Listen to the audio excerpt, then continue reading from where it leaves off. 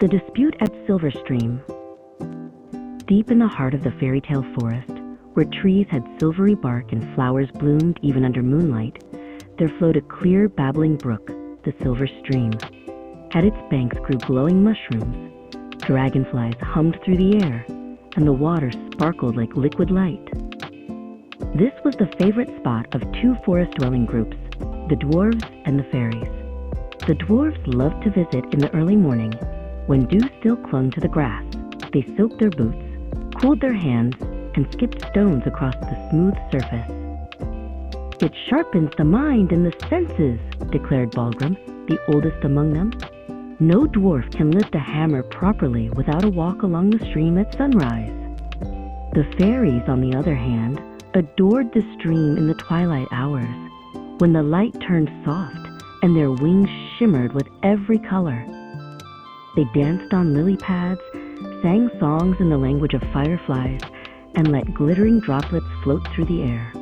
"The stream is most beautiful when the stars reflect in it," whispered Elinora, the youngest fairy, dreamily. But one morning, the fairies showed up earlier than usual. They had written a new song and wanted to try it in the morning glow. But no sooner had they settled near the water than Balgrim and his brothers came marching in, axes slung over their shoulders and pine needles in their beards. "What are you doing here?" grumbled Balgrim. "Morning time is dwarf time." "Not today," replied Elinora calmly. "We wanted to see how the stream sounds at sunrise." "Sounds?" scoffed Balgrim. "The stream is for thinking, not for singing." And so began the argument. "You stomp all over the flowers with your heavy boots," a fairy cried. "And you stir up all the morning mist with your fluttering wings," snapped Thrain. For hours they bickered, shouting out ideas.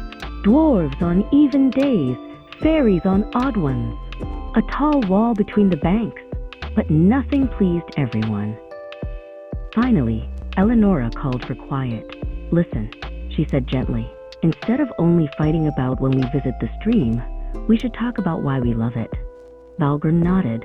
"We dwarves needed to start the day with a clear head. The stream brings order to our thoughts."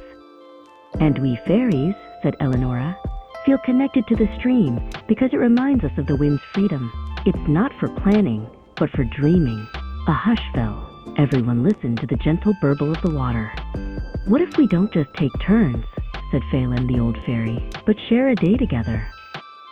"Share?" a dwarf murmured. "Yes," said Elinora.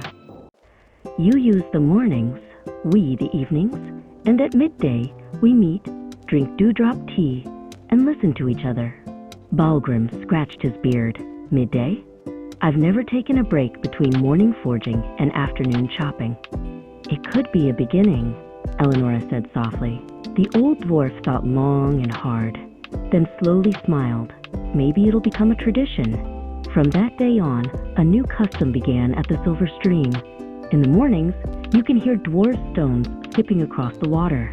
In the evenings, fairy songs drift through the air. And at midday, they all sit together on mossy benches, sipping tea from mushroom caps and sharing stories. Thus, a conflict became a shared song, a song of compromise, understanding, and the magic of listening. And if you walk through the fairy tale forest today and listen closely, you might just hear it. The deep laughter of dwarves and the bright giggles of fairies, together by the banks of the Silver Stream.